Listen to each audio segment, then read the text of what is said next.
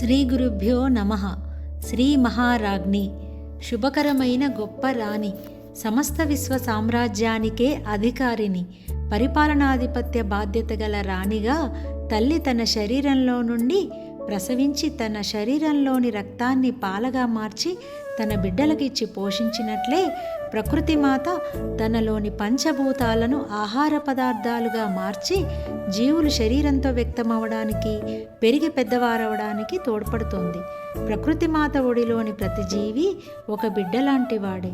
తల్లి ఒడిలో పిల్లవాడు ఒక స్తన్యంలో పాలు తాగి మరో స్తన్యంలో పాలు త్రాగడానికి వెళ్ళే మధ్య వ్యవధియే మరణమంటారు ఠాగూర్. క్రమం తప్పని గ్రహగతులు, ఋతుధర్మాలు, జీవుల శరీర నిర్మాణ వైవిధ్యాలు, పదార్థ ధర్మాలు, ఇవన్నీ అమ్మకు ఎంతో పరిపాలనా దక్షత ఉంది కాబట్టే అమ్మకు మహారాణి అని పేరు.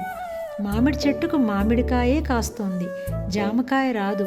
జామ చెట్టుకు మామిడికాయ కాయదు. పంచదార తీయగా ఉంటుంది, ఉప్పగా ఉండదు.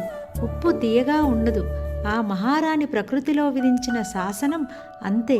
రమణుడు తల్లికి చేసిన తొలి ఉపదేశం ఇదేగా. జరిగేదానిని ఎవరెంత అడ్డుపెట్టినా జరిగి తీరుతుంది, జరగనిది ఎవరెంత ప్రయత్నించినా జరగనే జరగదు అన్నారు. అమ్మ శాసనం అంత ఖచ్చితంగా అమలవుతోంది సృష్టిలో.